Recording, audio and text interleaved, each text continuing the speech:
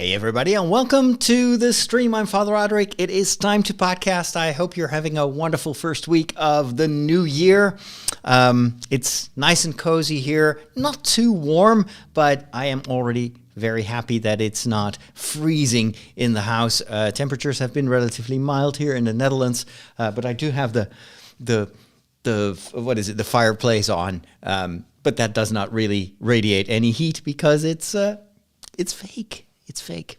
Hey, I'm going to record my weekly show, so welcome if you're watching this on YouTube.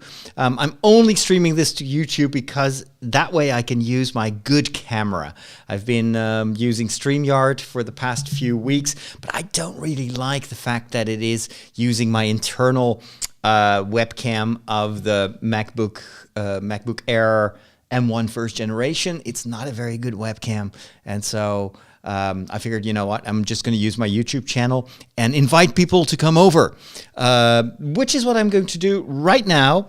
So in the meantime, feel free to introduce yourself. I'm able to watch the comments, but I'm going to quickly post a link to this live stream to my socials so people can find me. I'm enjoying some time off. I'm on a winter break. So the fact that I am podcasting is just because I enjoy podcasting and not because it's work.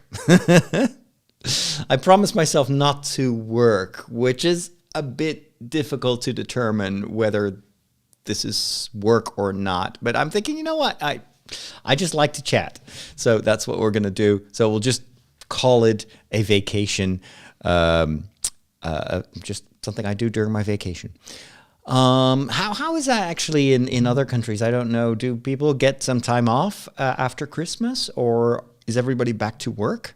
I, of course, as a priest, have to work at Christmas. So between Christmas, the New Year, that's one of the busiest times of the year. And so I'm taking a break right now. I will take another week off next week, and then we'll evaluate whether I need some more time off or not. I'm going to post the link to this live stream here on my Discord server. Let's see, announcements in here. Join me live on YouTube for this week's podcast. Exclamation point. All right, let's see if people will join me. And then also, I'm also going to post this on Facebook and on Mastodon. Where is Facebook? This year, I want to figure out a better way to do these like cross-posting things, because now I always have to go to Facebook and then go to Mastodon, and then it's a lot of work. I want to have one place where I can just put the link in and it will take care of itself. All right, join me. I have to retype the entire thing, or did I? No, I actually didn't copy the phrase. That would be better. Oh, anyway, join me live on YouTube for this week's podcast. Exclamation point. Okay, now I'm going to select all and copy. All right, I'm getting the hang of this. All right, Mastodon. Where's Mastodon? Mastodon.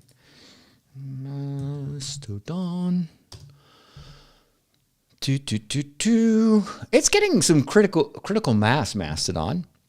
No pun intended. There are now about 9 million people on Mastodon. Of course, not everybody is active, but I do have a lot of fun just talking with people and reacting to. So I'm following like a few categories on Mastodon. So I've got my Lego friends. And there's a ton of Lego activity on Mastodon, so that's a lot of fun. Just chat about new, upcoming Lego sets and that sort of stuff. Then I follow Star Wars, which there's a lot of buzz, of course, because this is going to be a very important year for Star Wars. I'm having an anime column. That's a bit harder because not everybody is watching the same anime as I'm watching. I'm not watching that much. I'm just watching, I just finished watching the first season of Chainsaw Man, and I don't know much else. So it's always a bit tricky to interact with longtime anime fans because they know a lot and I know nothing. I also follow science news, technology news, Apple news, all that. And of course, just regular news. I'm following a ton of journalists. But all that, makes for a very well, how do you say that? Well filled home feed. So there's always something going on Mastodon. And it's not as newsy as Twitter used to be. So I'm still, every once in a while, like every 2 or 3 days, I'm looking at what's happening over at Twitter, and there's still a lot of news there. A lot of big companies are still posting their stuff there. I hope that they will also start to cross-post on Mastodon. All right, let's see. I'll just do this and publish this. But things are shifting, and of course, well, I don't know if it's just me. I'd like to hear your thoughts as well, but like lately on Instagram and on Facebook, it's just like more than 50% of the posts that I see are promoted posts, not even people that I follow. It's just like, hey, we think you would like to see this. And it's like, that's not why I am on social media. I want to follow my friends, and I see none of them. So it's a bit broken, or it feels broken to me. But maybe it's because I'm not very active on Facebook and on Instagram right now. But I notice that my own behavior is changing, and I'm enjoying my time on Mastodon the most of all platforms right now. And of course, YouTube is always fun because you can chat and it's video. I like video. Anyway. All right. I think I'm done posting, so let me go back to the chat and see how you are all doing. Which one is that? Yeah, there we go. Hey, Michiel. Back in the UK. Peter is there. Thank you for your well wishes for 2023. And of course, likewise, I hope you're going to have a wonderful year. Winter Purple is also there. What's up, Father? I am the guy from Asia again. If you remember, yes, I remember. By the way, I've been meaning to ask you a Catholic question. Do medallions work even if they are not blessed? Yeah, the blessing is not magic, right? So it's just a blessing basically is a prayer that asks God to help you, to remind you through a medallion, for instance, of His love. And so the magic is in your relationship with God, not in the object. But that's a good question. I will actually come back to it during my podcast for the segment about faith, because I have some stories to tell about my own blessed objects. Hello, Cristiano Ellery from Brazil. Now I want to say in Portuguese, good afternoon or good morning. It's still morning right there. So how would I say that in Portuguese? Is it bom dia? Bom dia is just good day. So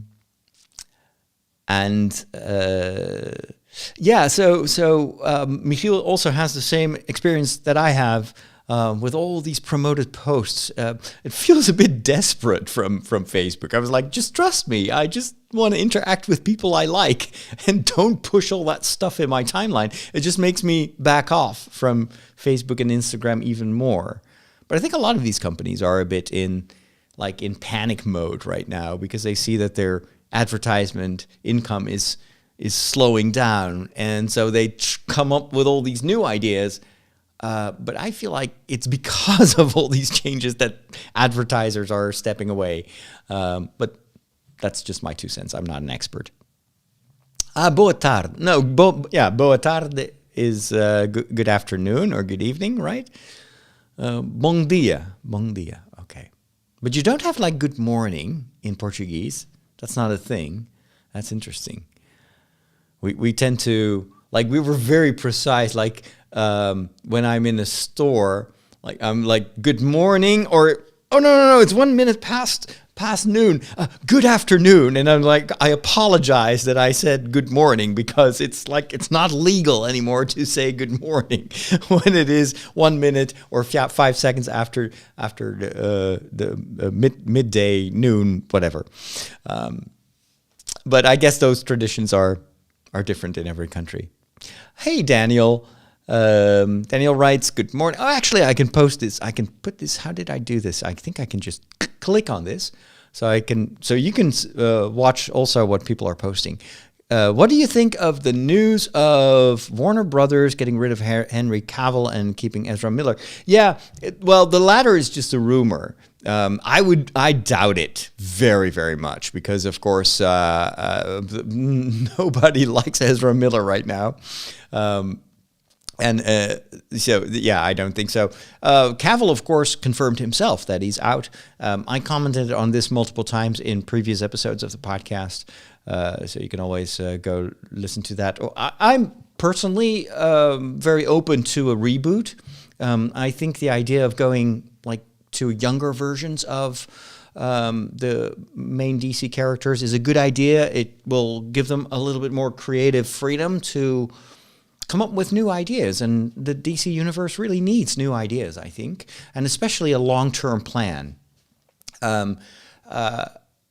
So this is just the way things always go in the film industry and in storytelling, and also in the comic book industry, of course. There are always these reboots. Let's go back in time. Let's go further in time. We've got old Superman, old Batman, and then, but even Henry Cavill right now is a lot older than when he first took on the role of Superman. So how long can you continue with the current actors? At one point, you will have to rejuvenate. And with all the turmoil going on behind the scenes in Warner Brothers and with the Discovery merger, I can imagine that they don't want to have that heritage. Ideally, personally, I would say it would have been better to come up with some kind of passing on the torch, where, for instance, you would do like an older Superman and then handing it over to the younger generation. There are actually ways in which you could do that based on some of the classic DC Universe stories. And James Gunn kind of alluded to that, but I don't think they're actually doing this. It's also probably just a question of money. It's much, much, much cheaper to hire younger actors that don't yet are very well known than hiring someone like Henry Cavill. Right now they're in penny pinching mode, so they're trying to save as much money as possible. So that's also a thing, It's cheaper to make new contracts with unknown actors rather than hiring the famous ones. But I'm open. As long as they do something with a long-term plan and doing something different from Marvel and different maybe also from the Snyderverse, I'm eager to see what they come up with. I hope they don't mess it up but I trust James Gunn. He's a good storyteller. This could have been a segment on the show, I just realized. Well, it's a freebie here in the pre-show. Winter says, I think Ezra Miller could play Ezra in Star Wars. Please, no. No. Don't bring those people into the Star Wars universe. Ezra Miller has misbehaved so severely, and I don't think that he's stable yet. Yes, he's gone into therapy, but only for a few months right now. That is not enough. That guy is really has some serious issues. So no, I think they really, and Ezra, the Star Wars Ezra is a lot younger than the actor is. So it wouldn't work. No, that would be, I don't think, a good choice. I think the age is not right. As far as I know, Ezra Miller is beyond the age frame that Ezra would have in the Ahsoka time frame. But anyway, I don't think they're going to take risks like that. Disney does not want extra drama right now. They're going to play it safe. And I think there are already rumors of some of the actors that they are considering for the role. It's going to be a small role, probably anyway. When it comes to Henry Cavill, they had to let Henry Cavill go. Yeah, probably. Ezra is probably cheaper for them, but why would they? I think they just have to get these final movies out and then just do a total reboot and find some stable actors that are not suffering from all sorts of issues. Let's put it mildly. But yeah, they did, with Ezra Miller, they did the classic PR thing that you have to do. They postponed. The movie has been finished for years now. But because of all the drama in the actor's life, they tried to push it away as far as possible. But now with the reboot, of course, they need to get it out. And so they made a new timeline, a time frame. So, and it's the classic stuff. He goes into rehab, has therapy, then they start to put out the rumors that maybe they'll keep him on, etc. He's getting better. We trust him, etc. And then they get the movie out. Hopefully, they will probably curate his appearances in the public eye very well. He's going to be on a few talk shows. It's going to be all very, very much choreographed to the minute, to the second. And then they'll come out and say, well, we brought in nice closure. The movie has been a moderate success, and we'll leave it at that. Time to turn the page. Time for a new generation to spread its wings. And a few years from now, nobody will be talking about the Flash anymore. At least not played by Ezra Miller. That's what I think. That's what I would do. But what do I know? Hello, Renee from the Czech Republic. Oh, I love your country. I've been there only once. I want to go back. It's amazing. Have you ever heard about Christian rock band called Skillet? No, I'm not very much into the Christian rock scene, so I don't know anything about that kind of music. Bonjour, Yanner, et bienvenue de France, un autre pays que j'adore. Et j'y retourne cette année parce que je vais en vacances en Bretagne. En tout cas, c'est le plan. Je ne sais pas si ça va... Parce qu'on avait prévu une région là, mais malheureusement, on n'a pas pu trouver une maisonnette. Mais on cherche encore. Oh, sorry about that. That was French.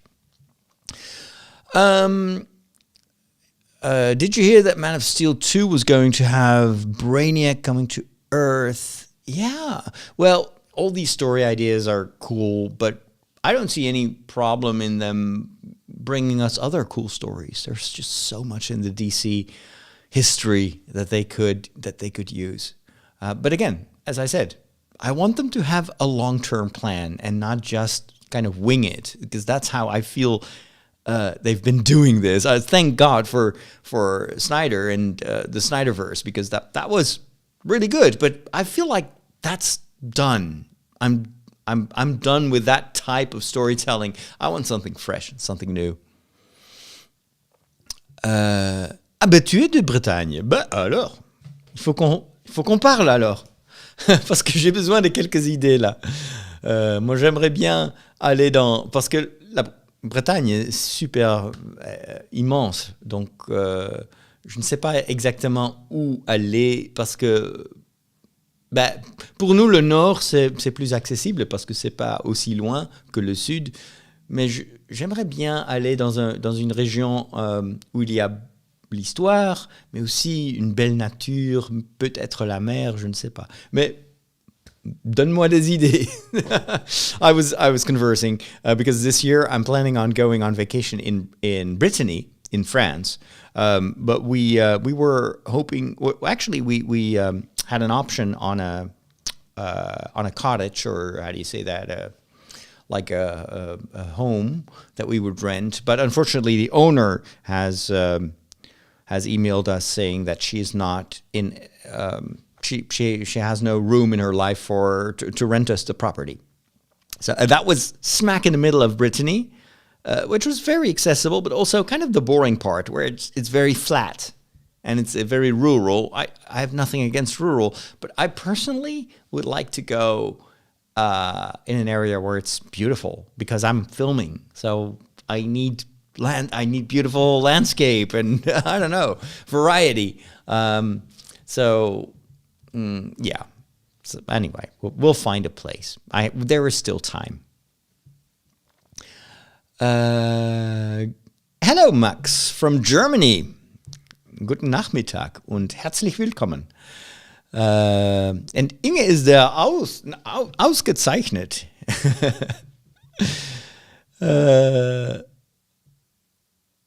Le Mont Saint-Michel, qui se situe entre la Bretagne et la Normandie, est vraiment très bien. Oui, I know. So, Mont Saint-Michel is wonderful. It's still Normandy. So, last time, and this is like 15 years ago when we first had a vacation in Brittany, we started up in Normandy. We stayed there for a couple of days. Then we visited Mont Saint-Michel, and then we went south, I think, in Brittany. It wasn't the best area where we were. Personally, I love the Celtic culture and the pardons. That's how you call them, like these processions with the cornemuse, the how do you call them, the how do you call these, the bagpipes, and all these like local customs. I'd love to visit some of those areas where they have celebrations like that. Anyway, I had to turn on the captioning just to see how badly off it was. Yeah, if YouTube is guessing what like French is listening as if it were English, it's going to be totally messed up. Anyway. Are you a polyglot? I don't know. I speak a couple of languages, but I have to because I'm Dutch. Nobody speaks Dutch. So if I'm going on vacation in Europe, I'd better speak a little bit of German and French and English, Spanish, Portuguese, Italian. That's about it. But the language I speak rather well is French, English, Dutch, obviously. German, not too bad. I can fully understand German. I'm just not very good at speaking because I was lazy in high school and German grammar is a bit complicated. I speak Italian because I studied in Rome for 2 years, and I speak a little bit of Spanish and like a few words of Portuguese. If there's one language that I would like to learn to speak better is Portuguese because it's a beautiful language. Anywho, love watching your channel from the southern shores of Alabama. I just started watching Star Wars with my kids, and it's amazing how the magic of it just continues to capture each new generation. I'm so envious of what you can now witness. You can see your kids starting to discover Star Wars for the first time. We're jaded as old Star Wars fans. We've seen it all. We've been there, done that. But for them, it's all new. Oh my gosh. It's going to be such a nice adventure. All right.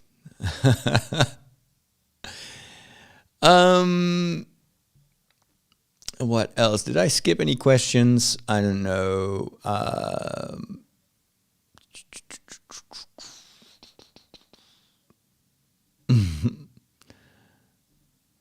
Steven is there also from California. How is the weather? I heard some really concerning news about like inundations and rain and storm. It's crazy there.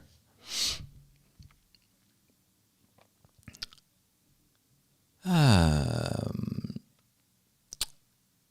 can't wait for Ahsoka and the Mandalorian. Yeah, me too.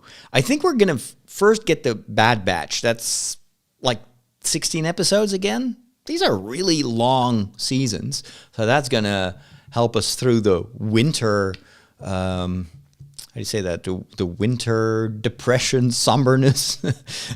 But it's really great to have new episodes every week. And then it will immediately be followed by The Mandalorian Season 3. I don't know about Ahsoka. Is that scheduled for this year? And there's something else coming. What about the kids series? And then you've got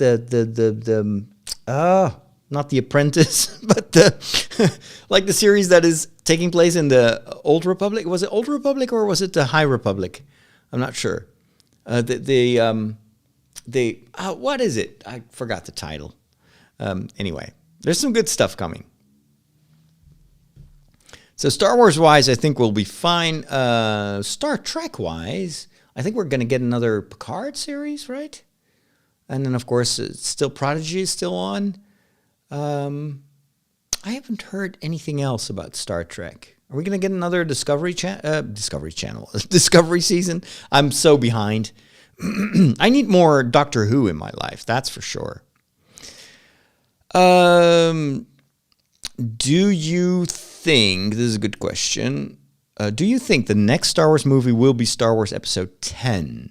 No. I think that's done. The Skywalker saga is now complete. I think they're going to do something totally new. It may still have a bit of some kind of connection maybe to the Skywalker saga, but I don't think they're going to bring in Mark Hamill anymore.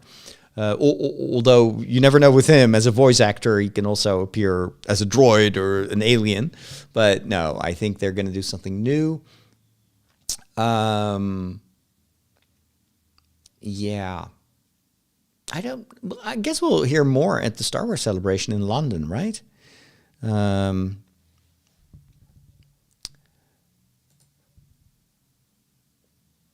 The Jedi Survivor game looks amazing. I'm still playing the first game. I haven't finished it yet, so please don't spoil anything. But yeah, it's an amazing game, and an amazing story. I really hope that they do like a live action series based on that franchise, because I think it's solid enough.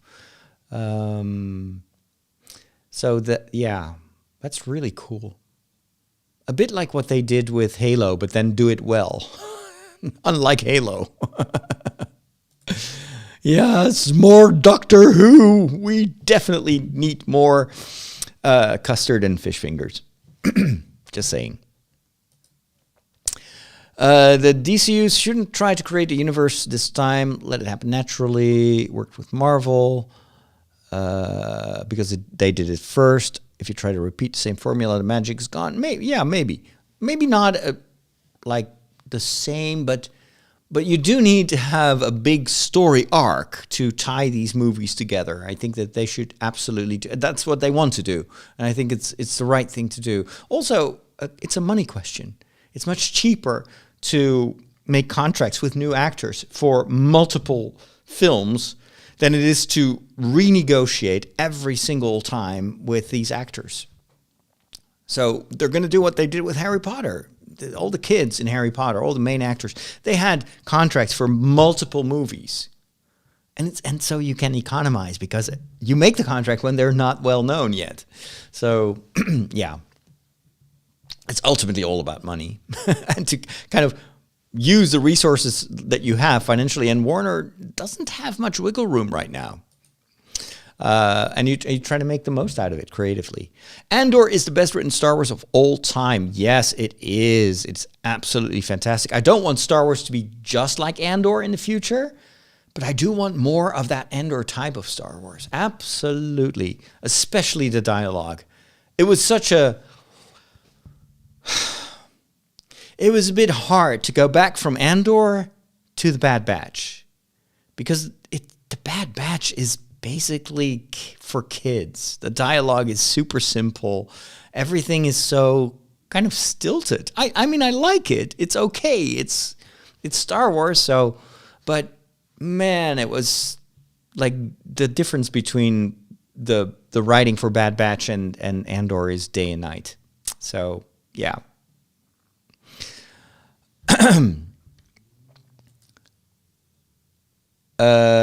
Star Wars should focus on backward storytelling. Yeah, maybe. Maybe. I actually really liked the last trilogy. So I wouldn't mind them going forward with this, but I think the prudent way to do this is to start with a Daisy Ridley character, so with Rey, and do a television show. And then see how that works with the fans and get some interaction. But try to make the best guy. But don't do another movie with Rey as the main character. I think that would be a big mistake. But you can slowly start to build the future of Star Wars by using a proven formula and just make the best television show possible, featuring Rey, introducing new characters and a new story arc. And then if that works, if the fans are happy, maybe do a movie. That's what I think they will try. But I don't think we're going to get any of that anytime soon. Did you watch the season finale of Chainsaw Man? No, not yet. Because I am currently on vacation and I feel like if I finish the season, I need to do a video or a podcast about it. But I already know what's going to happen because, of course, I've read the manga.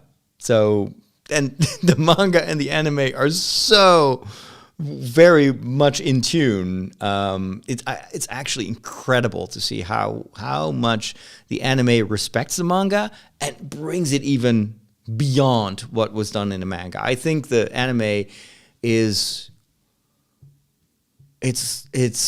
I've never seen a series where the anime is so faithful to the manga and adds even to it, but not creating something different from the manga. It's just genius. It's so incredibly well done. But of course, story-wise, I've got a lot of thoughts, and it's not an easy story to decipher because if you only watch it superficially, you think, yeah, it's just gore and horror and blood and violence. But there is a lot going on there in terms of character building and the overall mythology of Chainsaw Man. And I feel like I'm only scratching the surface right now. So for my analysis, I always want to be a little bit more, let it sink in a little bit. Oh, I cannot use that expression anymore since Elon Musk used it, but I do want to take my time before I give my final assessment of the first season. Happy New Year to you too. We all always hope that this year will be better than the last one. But it's going to be a mix, as always. It's going to be good. It's going to be bad. Let's hope it's up to us how we react to whatever happens in the world and in our personal lives, right? Speaking of Star Trek, Julian Bahir may be in the new Star Trek Section 31 show. Oh, I forgot about that. And Michelle Yeoh, ever since I watched Everything Everywhere All at Once, I'm her biggest fan. I actually didn't really like her in Discovery at first, but I'm now that I've seen what she can truly do, her range, her acting, amazing. But I do hope that they give her something to work with because she's an amazing actress. And I didn't feel like her role in Discovery was using her to the best of her abilities. But your mileage may vary. We need a new series to watch. Can't we decide between The Boys and Carnival Row or Supernatural? Okay. I don't know Carnival Row. Never watched it. I think that one is finished, right? I've never watched Supernatural. What I can tell of The Boys is it is extremely violent. It is extremely crass. And it's also genius. But that makes it really hard for me to recommend because there's so...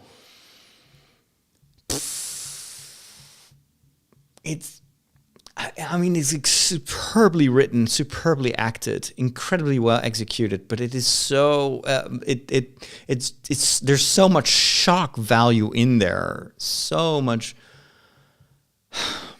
reprehensive behavior. It's I have very, very, very mixed feelings about The Boys.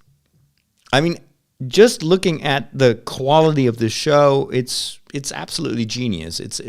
They know what they do.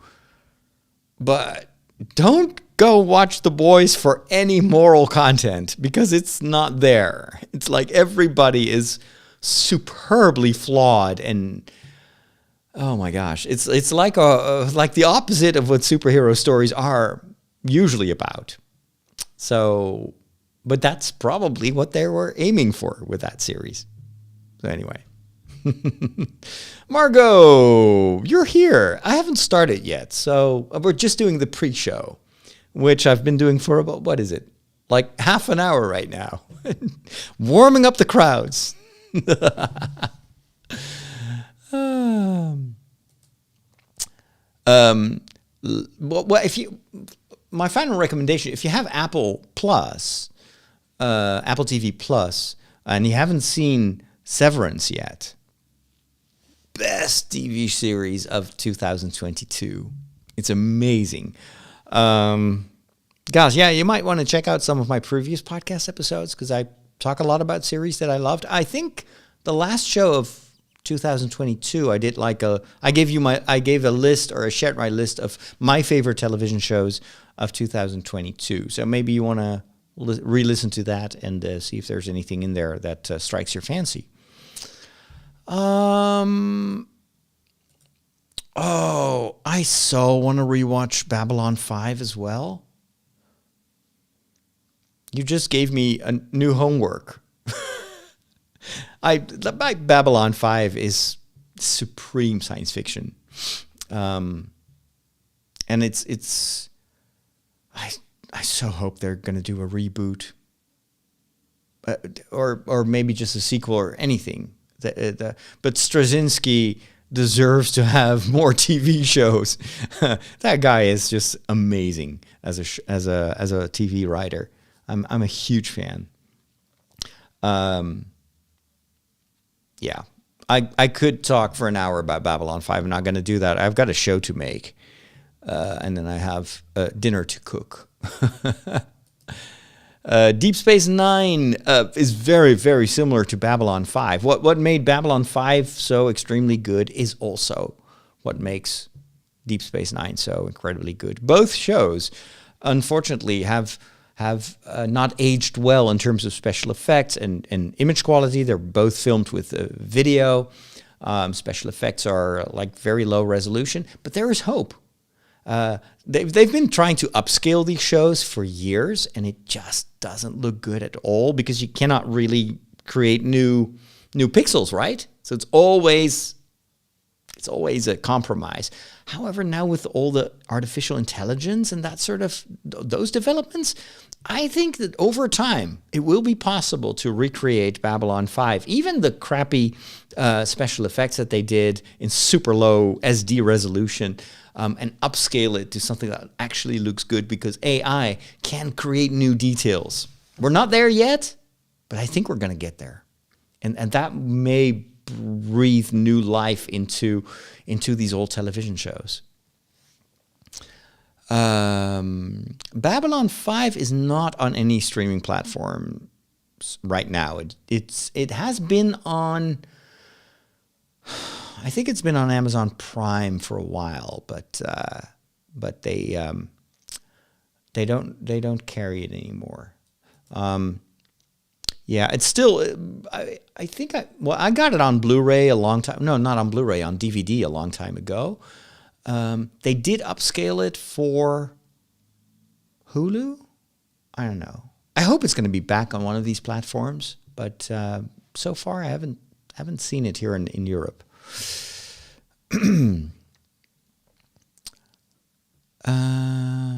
Maybe a later show. Well, Straczynski has been talking about a reboot that he actually wrote a pilot episode, but because of all the I think he pitched it to Warner, wasn't it?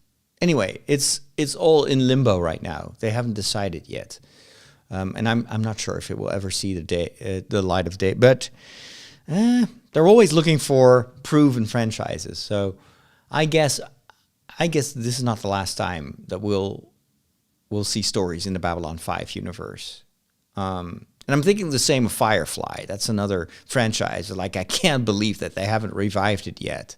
It's like low-hanging fruit. Everybody loves Firefly. Why don't they just do a sequel, a reboot? I don't care. Just bring it back. So many good topics here.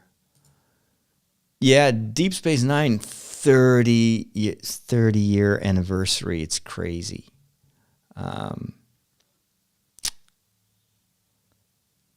Didn't Disney already change the Kyber crystal canon of them being colorless? Maybe. I don't know. I'm not knowledgeable enough about these things.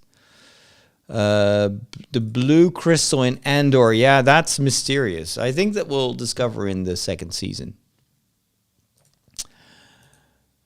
Connaissez-vous la chaîne YouTube du frère Paul Adrien? C'est un moine dominicain qui a notamment fait des vidéos qui se nomment Théologie et Popcorn. So Yanner says, do you know this YouTube channel of Brother Paul Adrian, a Dominican monk who is doing videos called Theology and Popcorn? I've never seen those videos, but I'll check it out. They're probably in French, and my YouTube algorithm.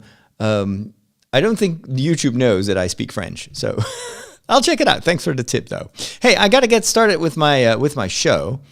I should watch Triangle of Sadness. Not seen it. I'm so behind on stuff to watch. Anyway, let me get my iPad with my show notes, and then we're good to go.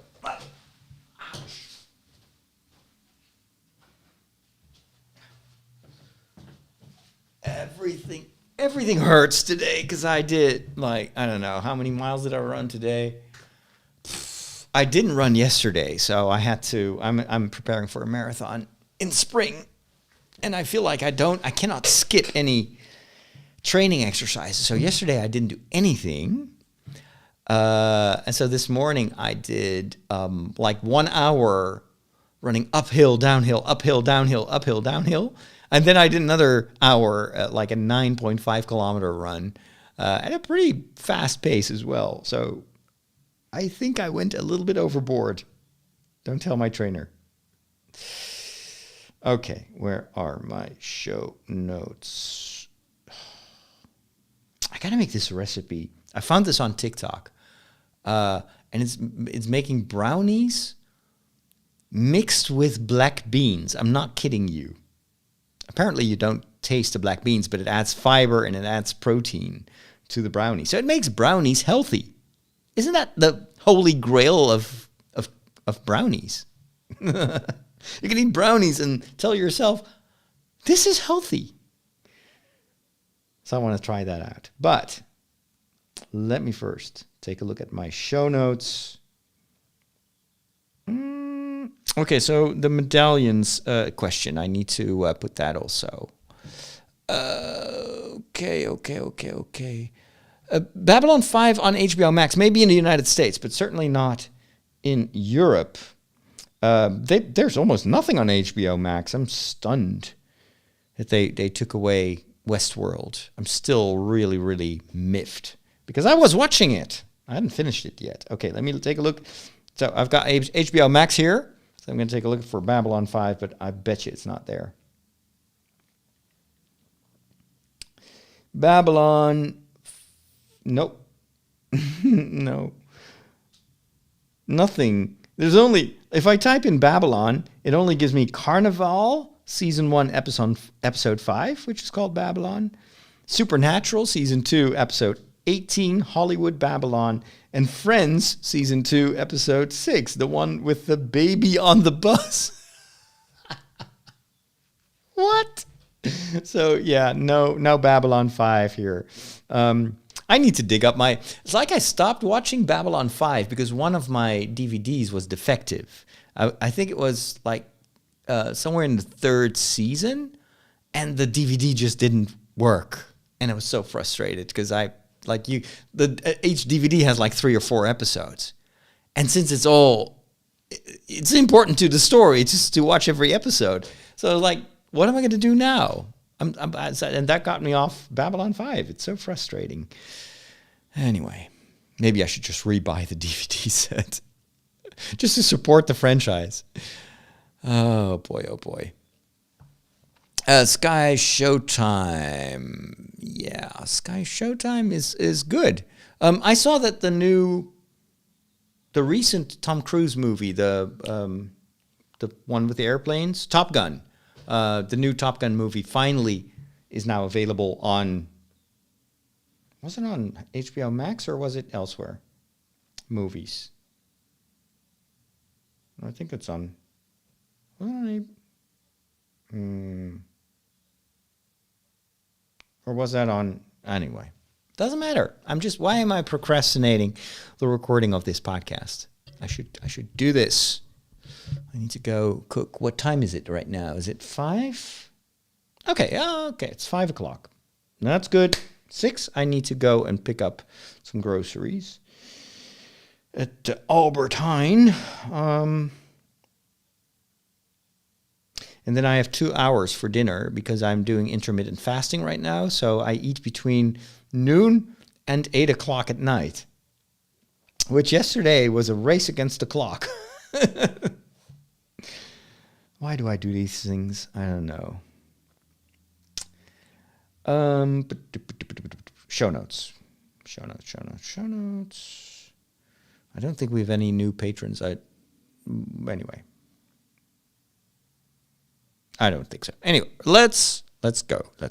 Let me put on my headphones so I can hear what you guys are hearing. You guys and you girls. Oh, that sounds very different from what I'm hearing. I always wonder why, even like I follow a lot of female content creators, and they always start their videos like, yeah, so I was talking to you guys lately. I was like, guys, why do you use male language? Whereas your followers are obviously like 80% female. Anyway, I try to be inclusive.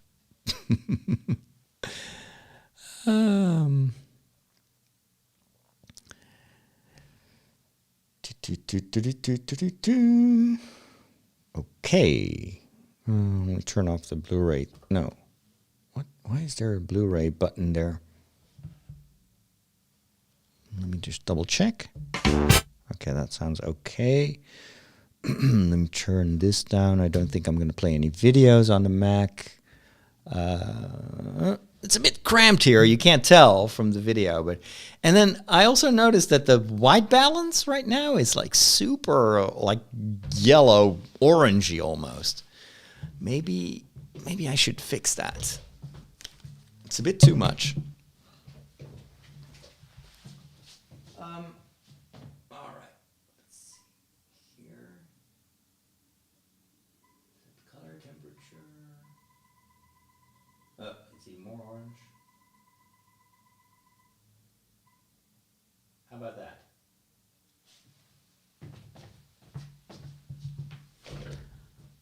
That looks slightly better, right? That looks more like the way it actually is here, lighting-wise. It's always a bit tricky with the white balance because the sun is set. Well, it's almost dark outside.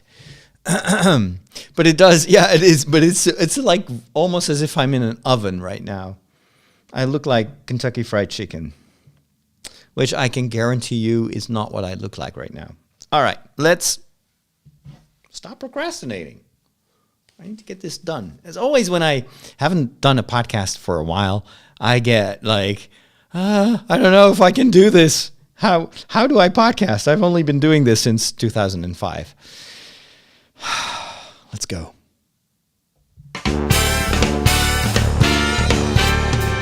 Happy New Year and welcome to another episode of The Break. I'm Father Roderick, and The first week of 2023 is almost over. How was it? My first week was wonderful because I'm on a winter break, so I have plenty of time to play video games without feeling guilty. That is so awesome. This episode and all the podcasts that I'm going to produce this new year are brought to you thanks to my patrons. I need you to also join that community because I need your help to do this work and to reach out to all these people that may never come across a priest, let alone a priest who talks about Star Wars and Star Trek and the Bad Batch and, oh, that's also Star Wars. Anyway, I can't do this without you. Plus, the community really needs your input as well. If you become a patron, you get access to the Discord server where all the action happens every single day. It's such a fun place to hang out. We're even having a Dungeons and Dragons club where we play through these scenarios. Thanks to old RPGer, who is our dungeon master, and so many other stuff. We exchange recipes and ideas for shows. We talk about Star Wars and books and Star Wars. Did I already mention that we talk about Star Wars? Anyway, check it out over at patreon.com/Father Roderick. Do you know what's going on? This is what's happening in your world. Face it, Catholics rule. We got Boston, South America, the good part of Ireland, and we're making serious inroads in Mozambique, baby.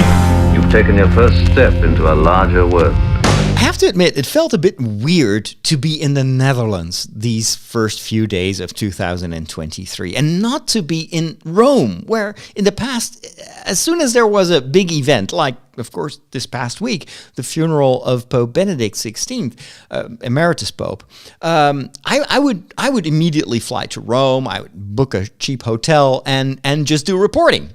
Record my podcasts.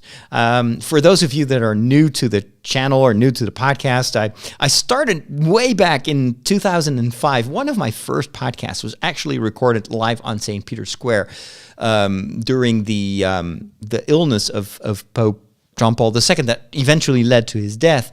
And so I've been in Rome multiple times for these events. When Pope Benedict was elected, I was standing right there underneath the balcony with my microphone, capturing the sound. And now I'm not there for the funeral. And there is a good reason for that. First of all, I needed a break. I was exhausted after Christmas and all the, it's usually a very busy time of the year. But also, I felt like almost physically, I was so tired. I needed to sleep more. I needed to kind of step out of the routine of constantly creating stuff and making stuff and editing videos and coming up with new ideas. And so the advisory board has encouraged me to really take a few weeks off in January to recharge and to kind of renew my creative juices. And so that's what I'm doing. I'm obedient. But one of the things, of course, which I would do if I had gone to Rome was working. Because then I'm running around filming and recording and doing interviews. And now I had to watch it a bit from a distance. But thankfully, of course, there were many people there that did a terrific job covering what happened there, especially my good friend Mountain Batorak, who is the Catholic Traveler. If you've never heard of him, he is an American who is now living in Rome with his family, and he organizes pilgrimages. And we met multiple times in the past. And he's got an Instagram channel on which he does a lot of the live stuff. So whenever something is happening, he's usually one of the first people on St. Peter's Square because he lives nearby. He can just walk.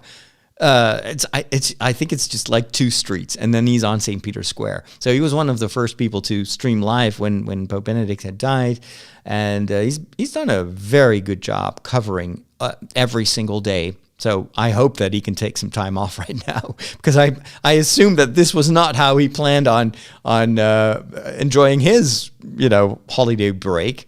It's been very crazy, and of course, when you're there in the public eye and when you have social media, the press also knows how to find you. So he's done a ton of interviews as well. So thankfully, that has enabled me to kind of following what was happening there. It was very cool. Like I watched couple of those streams and they were over an hour long, and I watched them like hours after he'd gone live, but it gave me the idea that I was there. I mean, that's kind of what I love about podcasting as well. You can bring people along with you and let them kind of feel the immediate atmosphere and kind of witness events through the eyes or ears of the host, and that's always been what I love doing most. But anyway, I'm glad I was home and I could take some rest. So I've been sleeping in quite a bit. I've been working on training for my next marathon, and I'm still in the early stages. But I now have some extra time to go out for a run every day, except on Monday, which is a day of rest. I've been trying out some new recipes. I'm working out new ideas for my Lego room. So this year, I want to have my own Lego room where I can create a Lego city.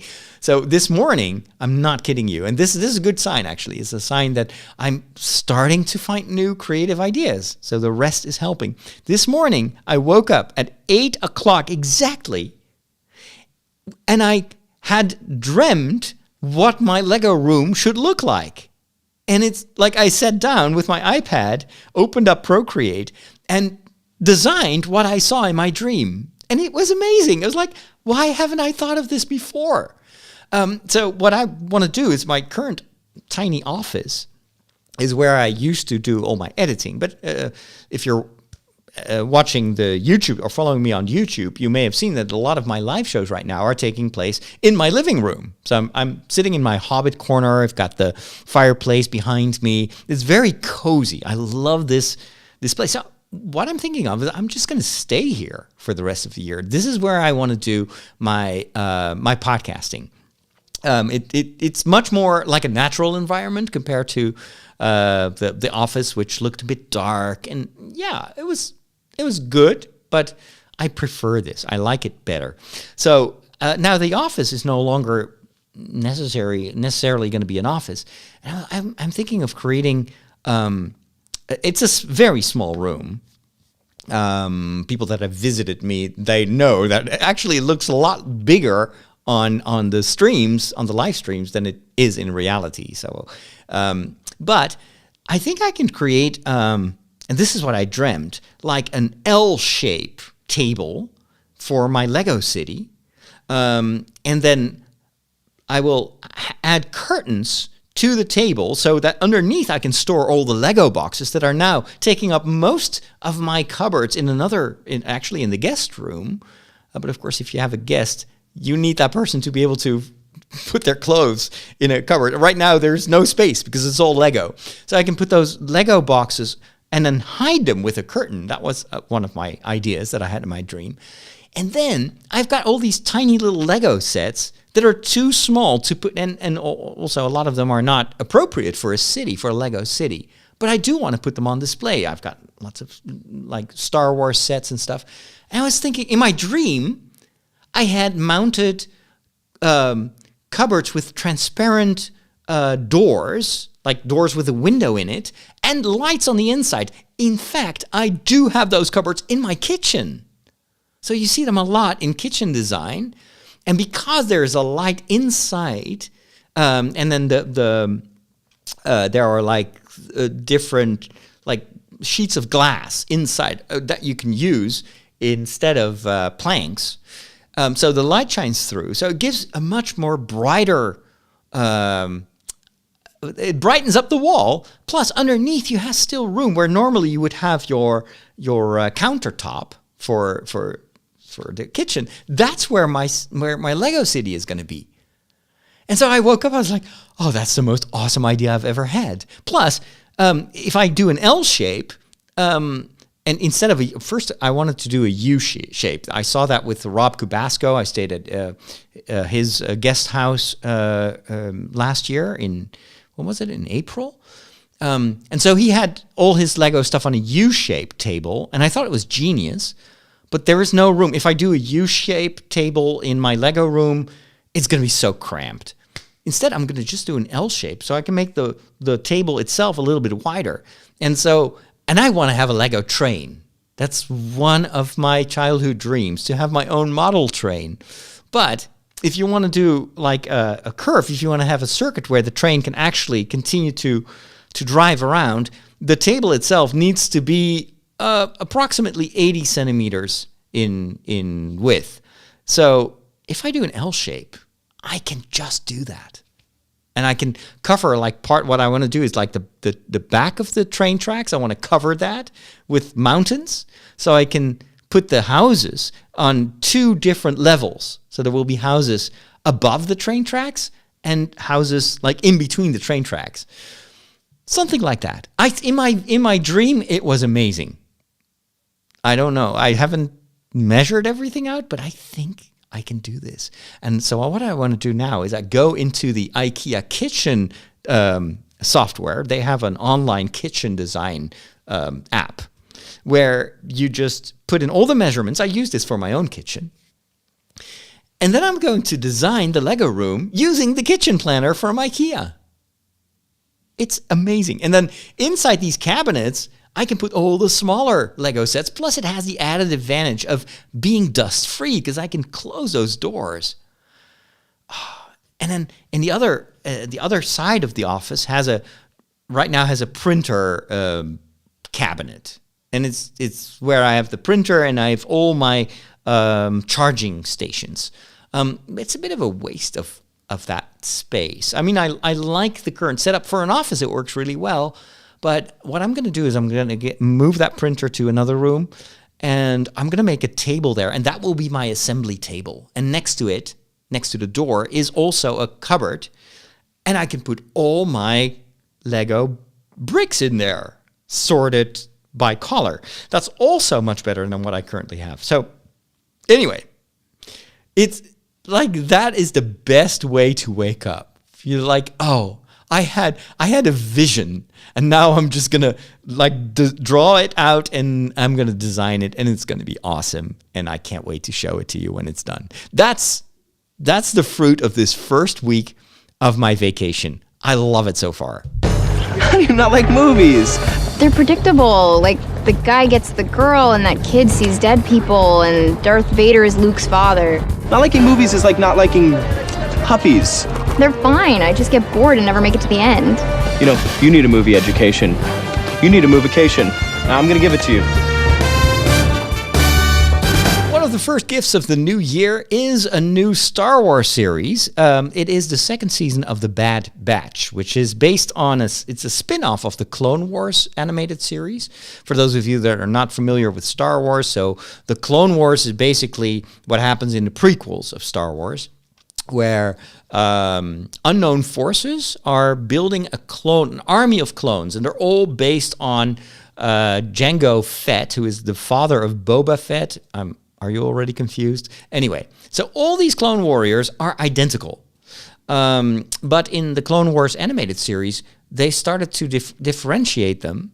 So in the movies, they're just clones, and you don't get to know them. But in the animated series, they gave all these different clones different characters, which is kind of what would happen in real life as well. There's now this whole thing in the news about, I think it's in Japan or in China, I don't know.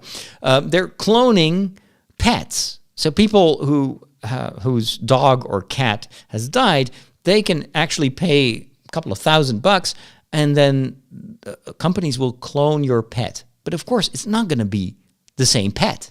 It's not going to be the same dog. It's going to look the same, maybe, but it's nature and nurture. So your animal will grow up in different circumstances, and will have different experiences. So may actually develop a totally different character than your previous pet. The same is true with clones, of course. Clones may be genetically identical, but they're going to have different behaviors because they have different experiences.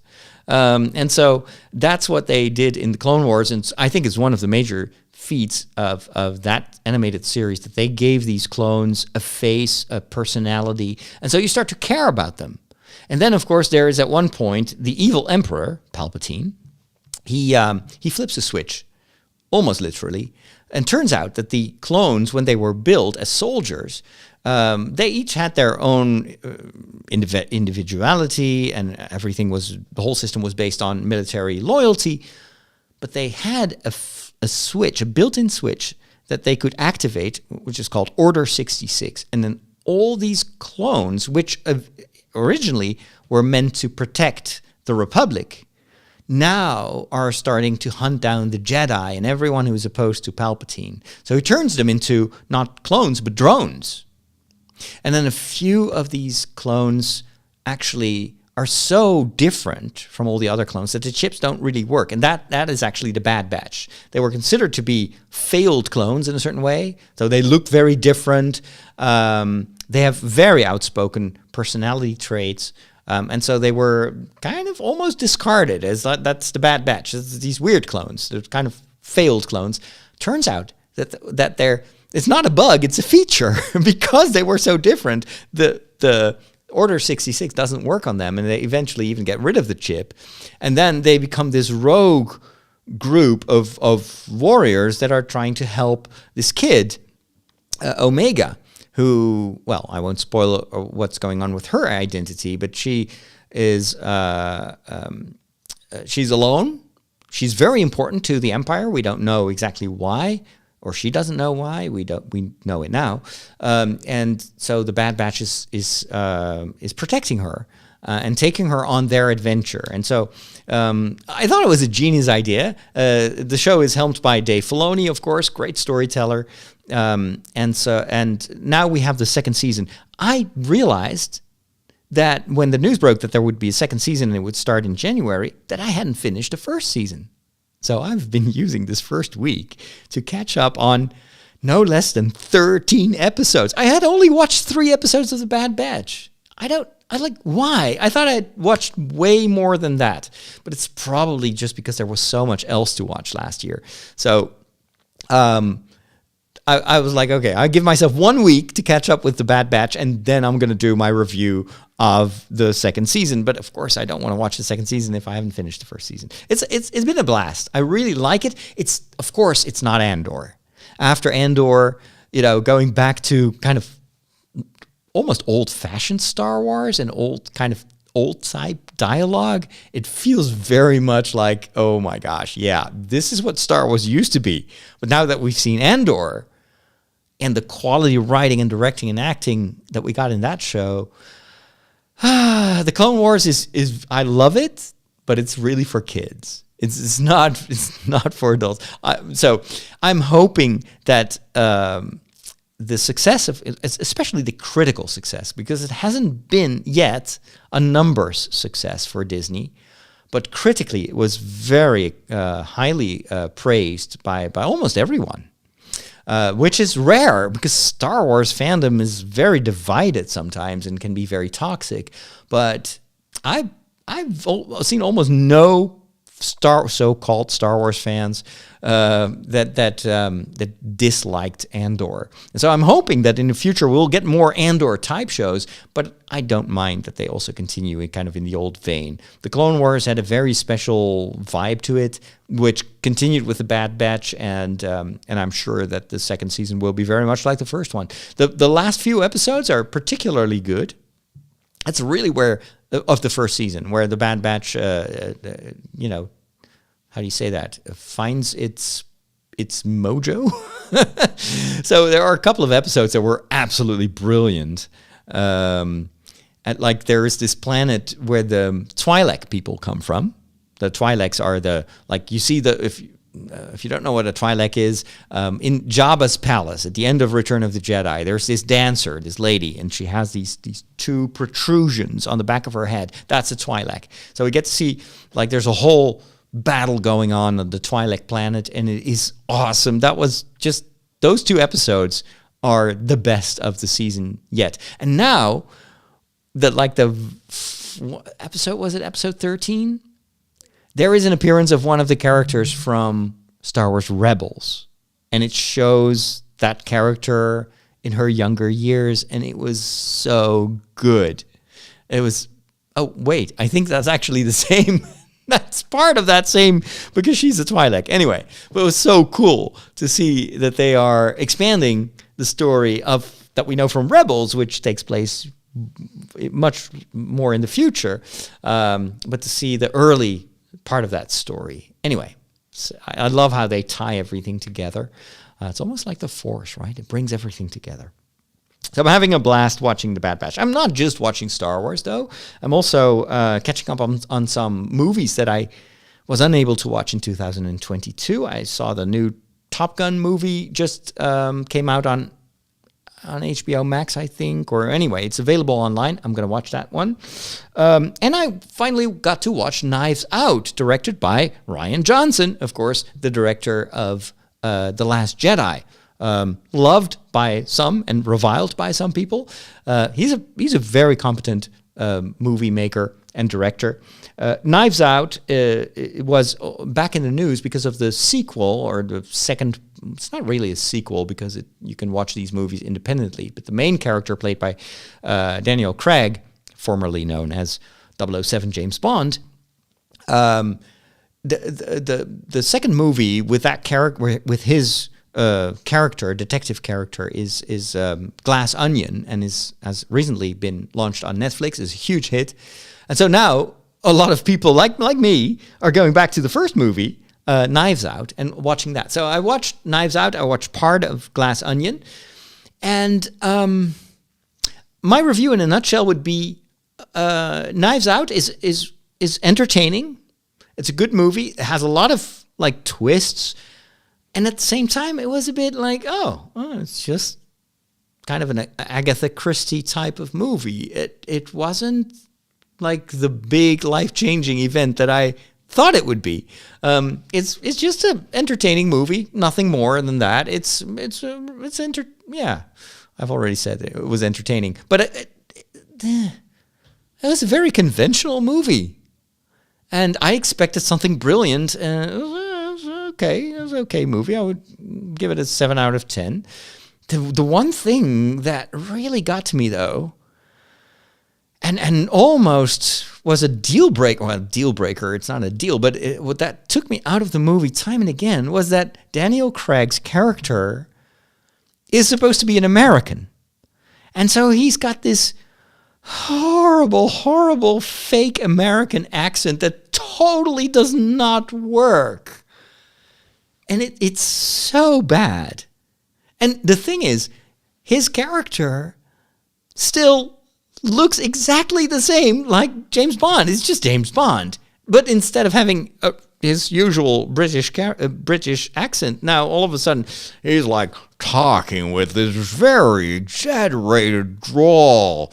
And I don't know, I am actually British, but I'm trying to do an American accent, and I'm playing this guy who is like totally not like James Bond, but I don't actually know how to do, so I'll just stick a big cigar in my mouth. Like, it's like, oh, it's so cringe-inducing. Why? That character would have been so much better if it had just been Daniel Craig with a British accent. Maybe change his hair color, give him a mustache or a beard, but don't put someone who looks and acts like James Bond and then all of a sudden make him like a kind of laid back fake American detective. It does not work. It's horrible. Anyway, but I kind of find, and now in the next movie, Glass Onion, he's back, and he still has that. Well, the accent has improved a tiny little bit. So I heard that he was now working with a dialect coach. But if you are not an American, don't do an American accent. Only one exception. And that would be House. What's his name? The actor who plays House, MD. He is British, but his American accent is almost, well, at least to me, flawless. He does a very, very good job with that. But if your name is Daniel Craig and everybody knows you with a British accent, is actually one of your major selling points. Don't try to do an American accent. That's my only gripe. I hope that, well, Glass Onion, in a certain way, I've seen only the first 30% of the movie, is fun. It's more intriguing than Knives Out, and it features a guy played by Edward Norton, formerly known as Bruce Banner, I think, or like he was in the first Hulk movie. And he plays this kind of Elon Musk type of guy. And it's uncanny how much these two look alike. And apparently, according to Rian Johnson, but I think that's just damage control. Because of course they didn't know that the moment the movie would come out that Elon Musk would be all over the news with Twitter and Tesla and everything that's happening there. About Rian Johnson has come out and said, well, that's like such an unfortunate resemblance, and really we didn't plan it like this. And I was like, sure. You absolutely based that character on Elon Musk. You just didn't know how controversial Elon Musk would be around the time that the movie came out. But it actually makes watching the movie quite fun. Quite fun.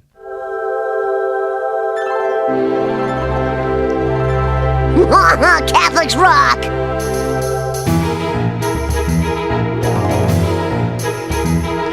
Here at The Peculiar Ones, we're always happy to tell you everything you always wanted to know about Catholics and their weird traditions, but you were afraid to ask, or too polite to ask.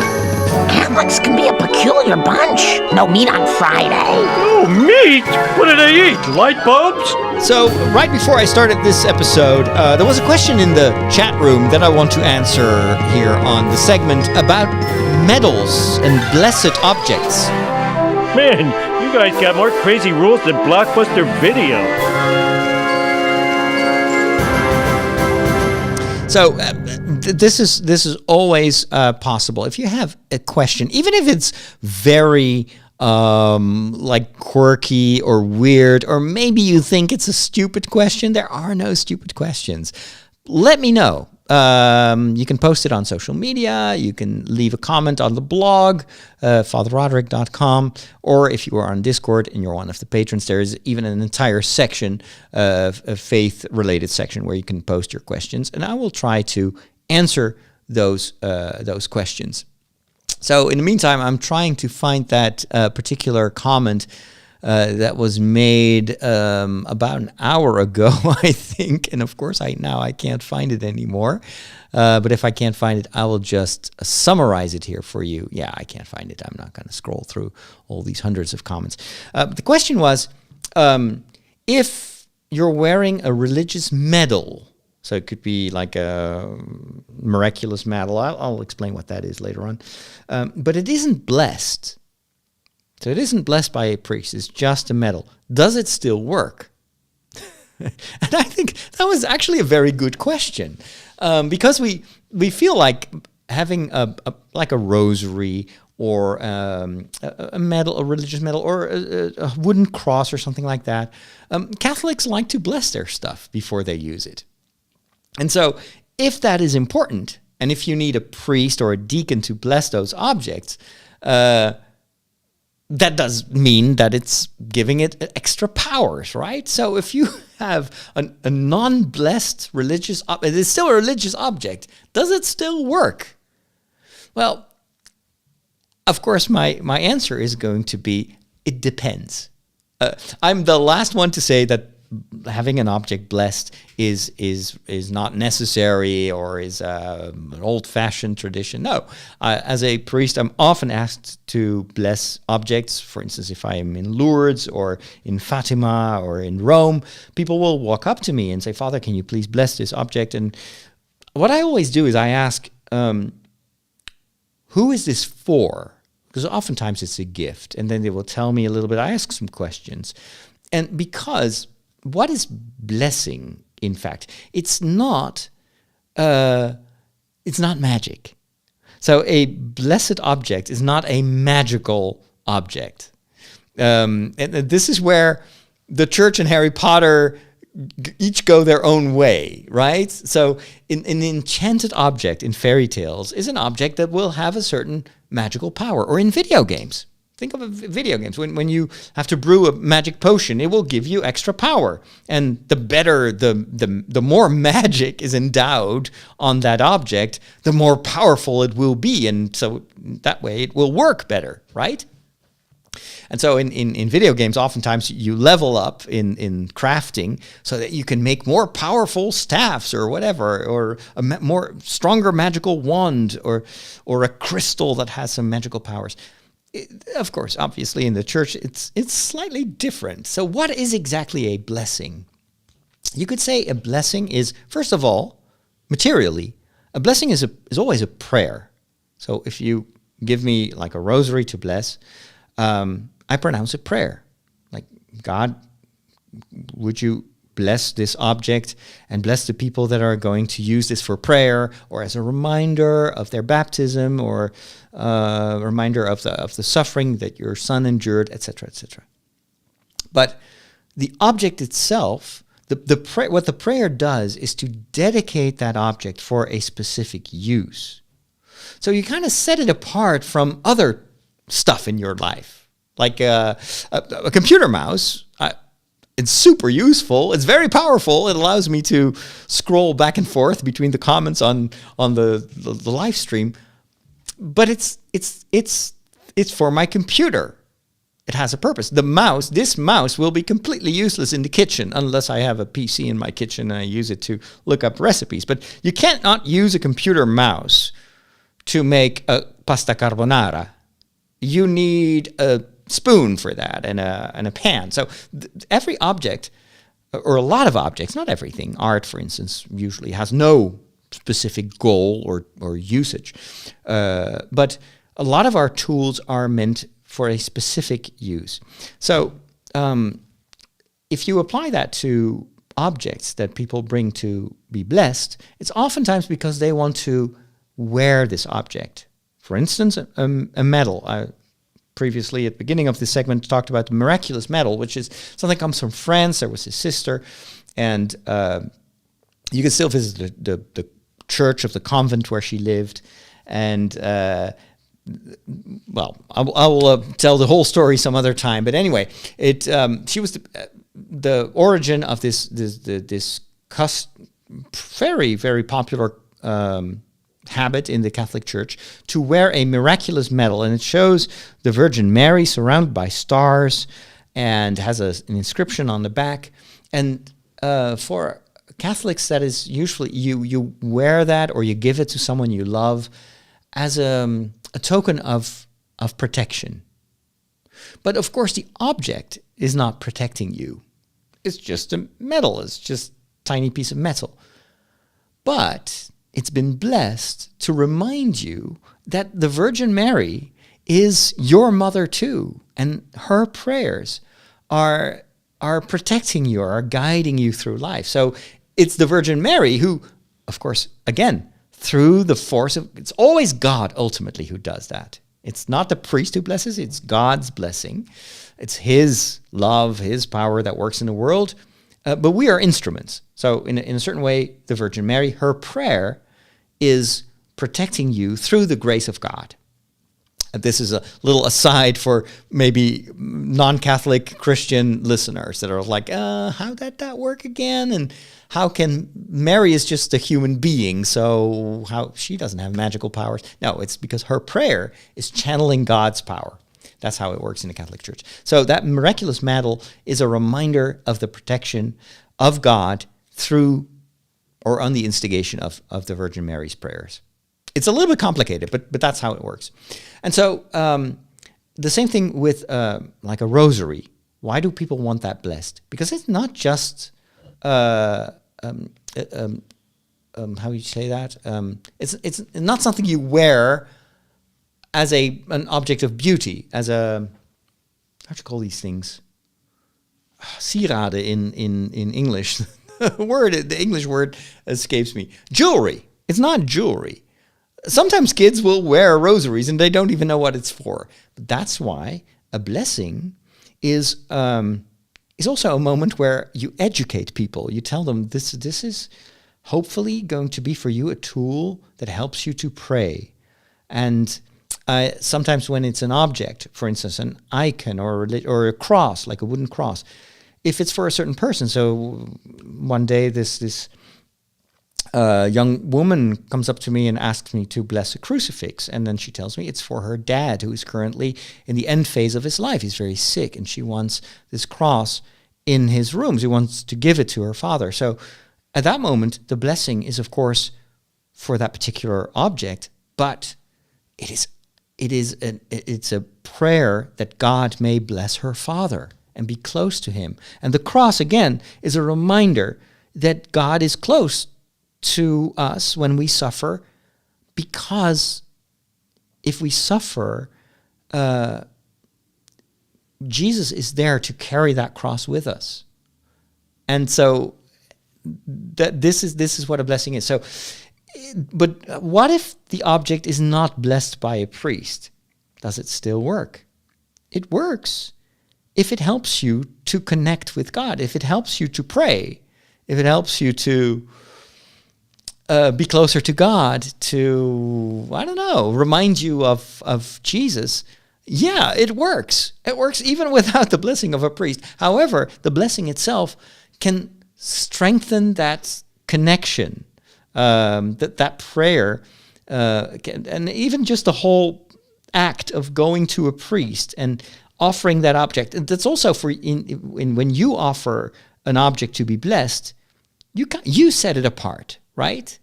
And every time you take that object, you remind yourself it's blessed. I cannot just use it for whatever. Like this crucifix, I cannot put it under the table to make sure it's not wonky anymore. No, it's a blessed object. You don't do that. And so there are some rules about how to treat blessed objects. Even if you want to throw it away, there are some procedures. But it's all because you have chosen to set it apart, and the priest has confirmed that in that prayer. Does it have extra magical powers? Is it your golden ticket straight to the upper floors of God's chocolate factory? No, that's not how the Force works. It's not how prayer works. But it all these little things, like having religious objects, going to a priest, have that object be set apart through the blessing and be dedicated to prayer.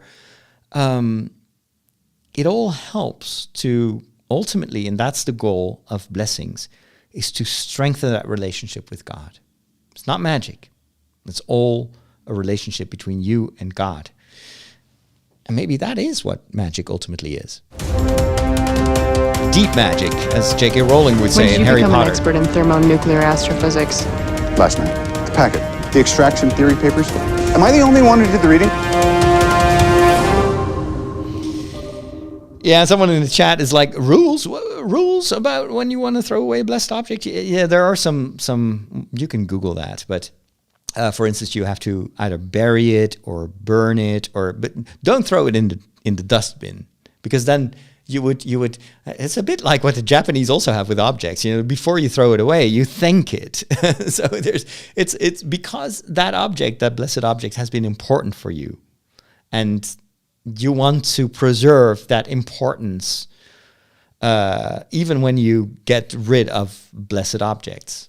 So anyway, that's for another time. Let's talk about books. I'm starting 2023 with a new reading list. This year, I'm planning on reading 150 books. Last year, I did 100 books. And it's not about the number. It's not a race, of course.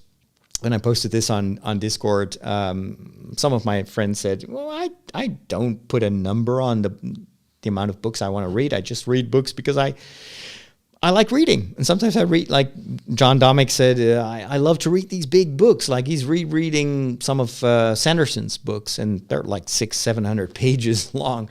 And obviously, when you read a big book, it's just as good as reading 7 books of 100 pages. But for me, the reason that I put a goal amount of books is that it helps me and it reminds me in a certain way of that commitment that I want to have in this year again to reading. And if I want to read 150 books, it means I have to read one book every 2 or 3 days. So basically 3 books per week. And so it helps me to maintain that regular reading habit. And it's very similar to the way I approach running. I love running, but I need to set goals. Like this year, I want to run a marathon, preferably the Rotterdam Marathon or the Enschede Marathon. I haven't decided yet. And having that goal, 42 kilometers, and setting myself a time, like I want to be faster than last time, so I want to go under 4 hours, means that I have something to work towards. And I cannot skip a single day of training, and I won't skip a single day unless I get sick or injured. And this is how I approach this reading list. So I want to read 150 books because I know that has worked wonders in the previous 3 years now that I've been doing this to get me back into the habit of reading. And I so enjoy it. I read so many awesome books last year. And it's just because I love the experience that I want to read even more this year. So the first book that I read this year during the first 2 days of January is called Meet the Frugal Woods. It's a book about frugality, so living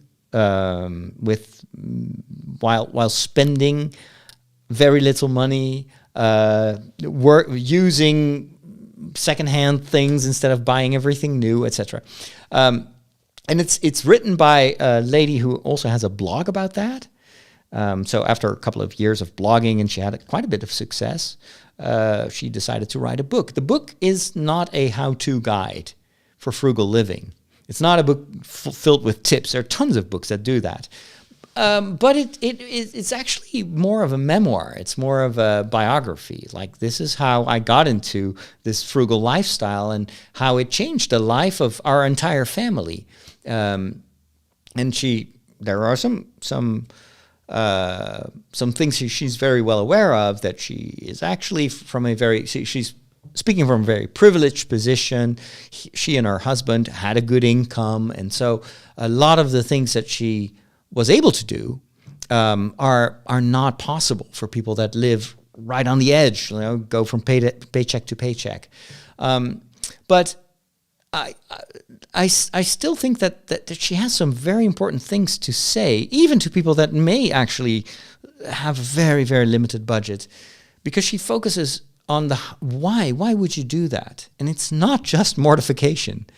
It's a positive choice to enjoy the little things in life, to realize that sometimes we are only working so hard for things we want to have, and we tell ourselves that once we have those things, we'll be happy. But no, of course not. The moment you own it, you want something new.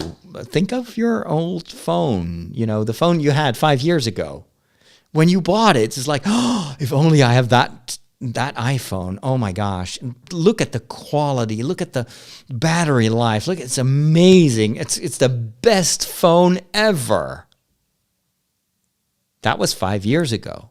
They're like, I cannot believe that I had a phone like that. It was so slow. Oh my goodness. Oh my gosh. No, the iPhone 18, that's the phone to get. That one is so superior. I mean, I cannot believe that I ever thought I could live with the iPhone 5. No, the iPhone 18, that's the phone. Once I have that phone, my life will be complete. No, you won't. Because Tim Cook will make sure that next year there's going to be the iPhone 19 Plus Max XL, and that's the phone to get. But no, the book is about those realizations that stuff cannot make you happy. Happiness, contentment is on the inside.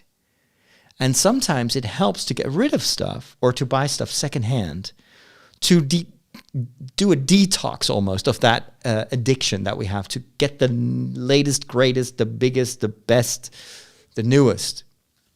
And it also, so what they chose to do is to work less. So they have less money, but to make different choices. So they actually moved from a very expensive area of the country to an area where it's more rural and it's much cheaper to live there, because since they don't have that crushing mortgage to pay every month, they don't have to work as hard, and so they have more time for their family, etc. So it's all about finding a different type of balance in their lives, and a lot of these insights are what I think also nourishes the minimalist movement, where minimalism is not about just getting rid of stuff or trying to be a cheapskate. It's all about realizing that you don't need all that stuff to feel good and to enjoy life. That oftentimes just looking differently at what you actually have and training yourself this virtue of contentment, which I always associate with hobbits for some reason. It's like contentment. If we can be content with what we have and accept everything as a gift and not as a given or something we have a right to own or that we should own, it makes for a calmer life where you discover new values that were already there. You just forgot about them because the world tells you that you can only be happy if you have the iPhone 18 XL Plus Max with extra widescreen. Is that a thing? It may become a thing. All right, so that's a book. It's called Meet the Frugal Woods, and I quite enjoyed it. If you want to check out my other reviews, just go to my Goodreads page and look for Father Roderick.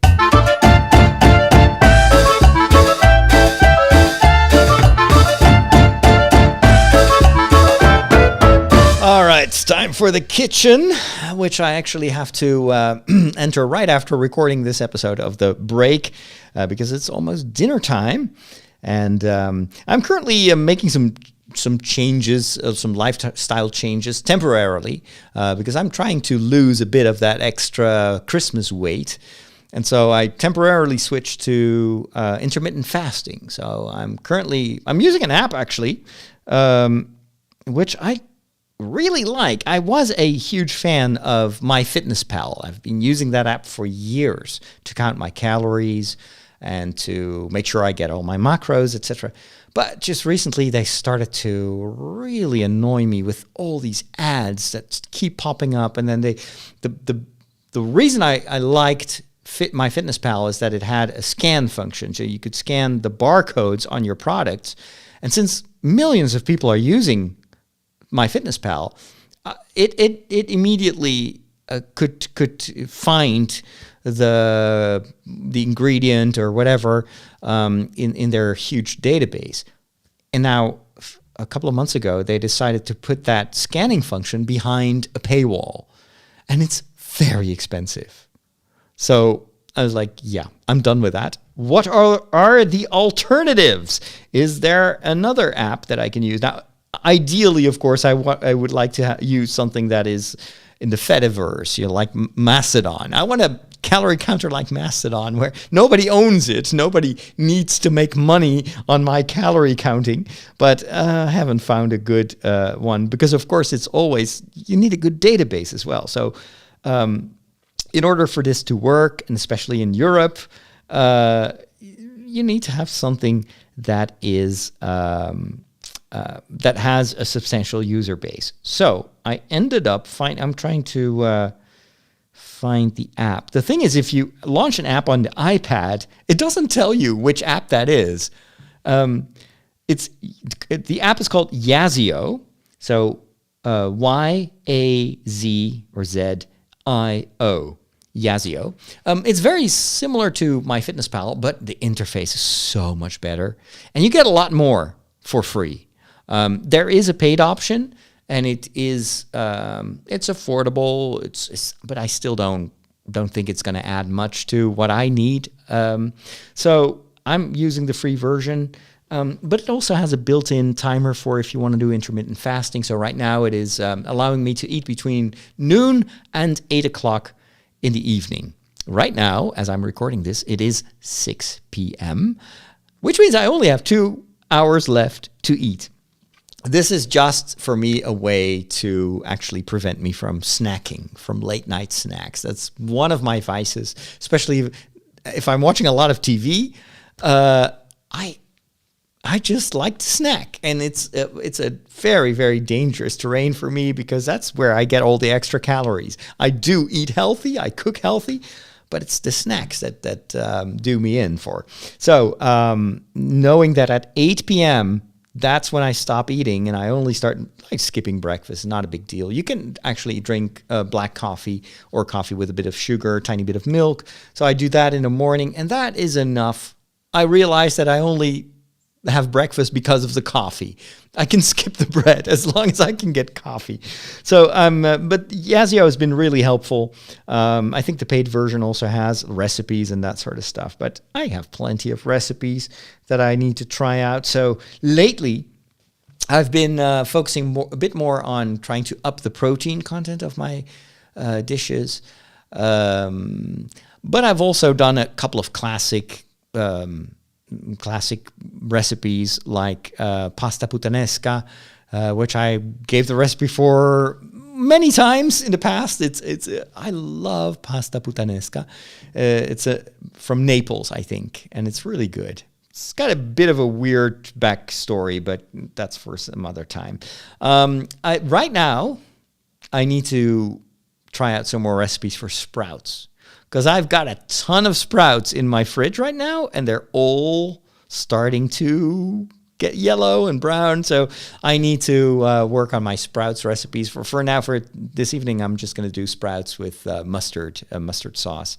It's one of my favorite combinations. And so that's what I'm going to do. And then I tried out some more Korean recipes, having a blast. I'm trying to go for the more spicy variants, trying to get accustomed to that. So that's been a lot of fun. What else have I been doing? I'm using a lot of vegetables lately. Oh, there's just one thing I want to try out. This is actually a snack. It's not a recipe for a healthy meal. But you remember? Do you know of the fake crab, right? Which is actually made of fish. It's compressed, like very cheap fish. But it has a bit of added flavor, and it's used a lot in crab recipes and crab salad and everything. It's pretty cheap, although it got a bit more expensive lately here in Europe. Right now, for one package of fake crab, it's about $1.20. So I saw this video where you take the fake crab and you unravel it literally. So it's usually just rolled up, compressed white fish. So you can take that apart very carefully, and then you cut it into flakes, and you put those flakes, you add a bit of oil and some salt and pepper and maybe some other herbs, and you put that in the air fryer. And if you fry it well, you need to shake it up a little bit. It can get very crispy, and you get these crab chips. And apparently they are really tasty. And I love those TikTok videos where they actually eat the product and you hear the oh my gosh, I'm salivating right now. So I know it's not the healthiest snack, but it is. It actually does have quite a bit of protein and also some fiber. So it's not unhealthy. Well, no, actually it's unhealthy, but it's not as unhealthy as potato chips. And I just like to try it out. I'm going to try that out tonight before 8:00 p.m. We are on the cutting edge of technology. Wow. Well, what does that mean? Just plug it in. It's going to say, hey, I see you plugged in a new device. And it's going to load in the appropriate drivers. You'll notice that this scanner build... Whoa. Well, all your technology stuff, it just ends in disaster. But there is one more thing. This is the video games and technology section, and I want to talk about my experiences with Zelda. I finally dusted off my Nintendo Switch, which I really haven't used for more than a year. I'm almost ashamed to say it. I loved my Nintendo Switch during the COVID time when we were all in lockdown. I played countless hours of Animal Crossing. But now I deliberately wanted to play one game during my winter break, and that is Zelda Breath of the Wild. The first time I saw that game, it hadn't even been released. I've got a couple of friends here in the Netherlands, and they're game journalists, and one of them visited me for an unrelated interview, and he showed me his Nintendo Switch with Zelda Breath of the Wild. And I remember him raving about it. He said it's like an open world. I've played some Zelda games in the past, but he said it's unlike anything you've seen before. It is incredibly big, and it's super well programmed. It's all the quests are feasible. There's always something to do in that world. This is the killer app. Get a Switch with Zelda. So I did, and then I never played it. But new year, new resolutions. I dusted off the Switch and started playing Zelda Breath of the Wild. And it is no hyperbole. The game is that good. It is one of the coolest games I've ever played. It's so incredibly well done. And it's so crazy that all that huge world is contained on a tiny little card that I put in the Switch. And it's so brilliant. Now, I was playing the first 2 days, I was playing it on the Nintendo Switch, which is nice, but I started to get cramp in my hands, and I think the reason is that the Switch is actually quite small. It's designed for a younger audience, and then it also has the downside that the right switch that you use to control the camera is placed lower than the one of the left controller. And so it makes for a very cramped way of holding the Switch because the fire buttons are still in the same place. So I don't know. There's something about the design of the Switch that I don't like for extended periods of gaming. This is one of the reasons that I'm very enamored with the Steam Deck. I don't have the Steam Deck, but I would like to get one because it has much more. It has the design of more similar like the Xbox controller, which is my all-time favorite controller. But there was another reason that I didn't want to continue to play on the Switch itself, and that's the screen. It's a small screen. And it's not the brightest. I don't have the OLED version of the Switch, so it's just an LED screen. It's not too bright. And I was playing this in the living room while the sun was shining outside, and I started to get a headache because everything was so small. There was quite a bit of text also that you have to read in the tutorial part of the game. And I was just like, no, I don't want this. I want to play this on the big screen.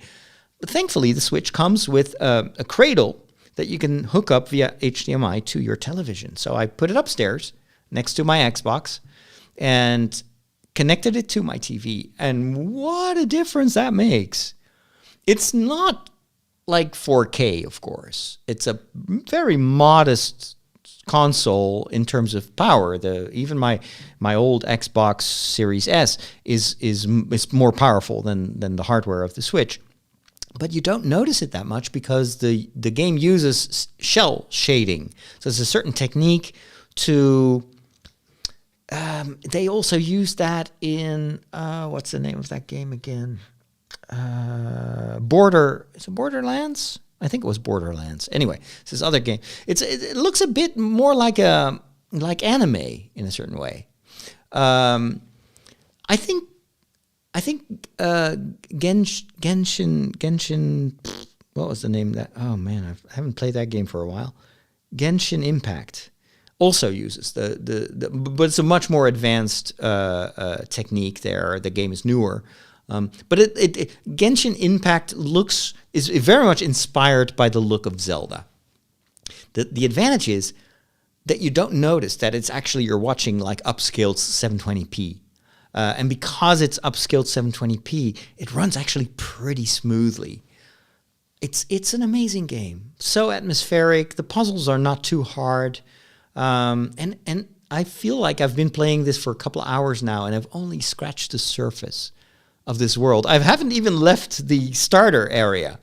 And I can't wait to play more of this game. And thank you for all of you that have encouraged me to finally start playing this game, because, man, I am enjoying it.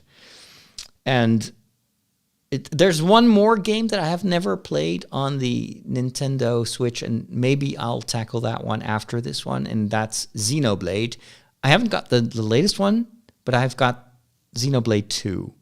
Again, open world. It's a bit different. I think it's harder than Zelda Breath of the Wild, but it's equally nice to look at. So, really enjoying the experience.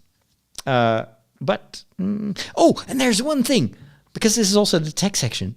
I discovered this by accident. I cannot believe that Nintendo isn't promoting this more. There is a VR option. You can actually buy, like, remember that about a year ago, there was this set. It was clearly like a kit that you could buy, and it was clearly aimed at kids because it's all out of carton. You could make these extra tools that you could connect to your Nintendo Switch, but it's all out of carton, and of course it's very fragile. And I wasn't interested in that. It does come with some extra games, which apparently are very entertaining, but still, I'm not going to pay $60 for something made out of cardboard. I don't, because it's going to break. One of these things that you could build with that kit was actually a set of VR goggles, and you can slide in the Nintendo Switch and play Zelda Breath of the Wild in VR. In VR? I mean, seriously, who doesn't want to play Zelda Breath of the Wild in VR? So now I'm very torn. Like, am I going to get the cardboard thing? But it's expensive and it's cardboard. Then, of course, there are a couple of plastic ones that you can buy. They are more expensive. They're about $40. There were some cheaper ones, but they're rubbish. But the ones that are more durable are $40. But am I going to pay $40 for a set of VR goggles that I would only use to play Breath of the Wild? Choices. I'm just so curious what the game looks like in VR. Because this is par excellence. Is that a word? This is one of those games that if you want to make VR, popular with a huge crowd, you got to have a game like Breath of the Wild. It's the perfect genre for VR. Anyway, I'll let you know what I'll do. And with that, we've come to the end of this New Year's episode of The Break. And as always, also in 2023, I want to leave you with a thought of the week. And this one is, for January, I've got 4 thoughts, all from the Japanese wisdom tradition.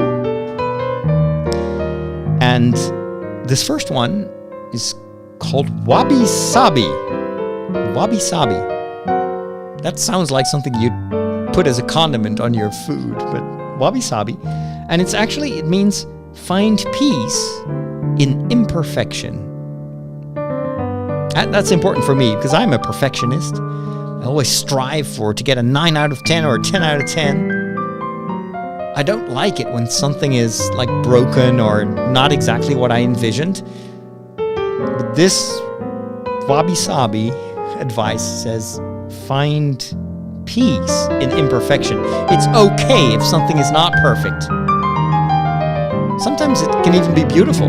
Think of like Kylo Ren's helmet when it's fixed. It's got all these lines, and it actually, what was broken adds to the value of the object. Something like that. Maybe this year I'll come to terms with imperfection in my life. Peace out. Have a wonderful week, and talk to you soon.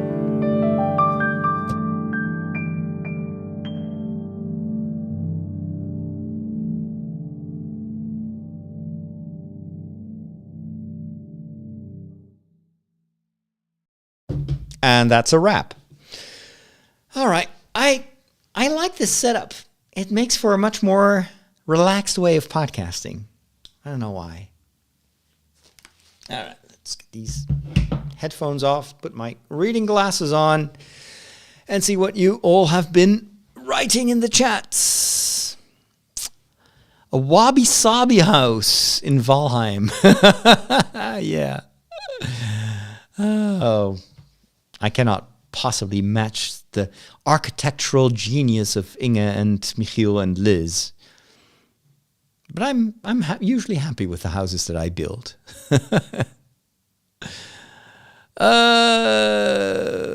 Let's see. When it comes to games, I will never forget Star Wars KOTOR 1 and 2. I haven't finished KOTOR 1.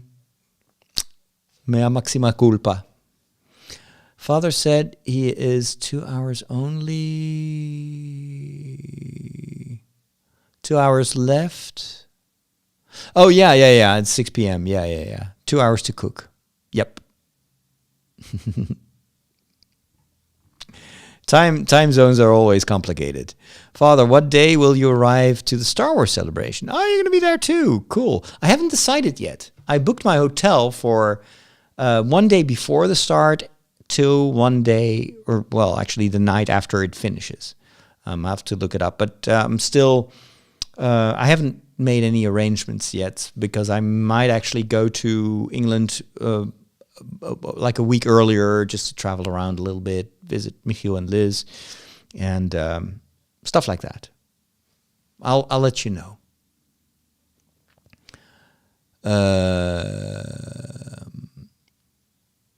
You're talking about criminals and CCTV cameras.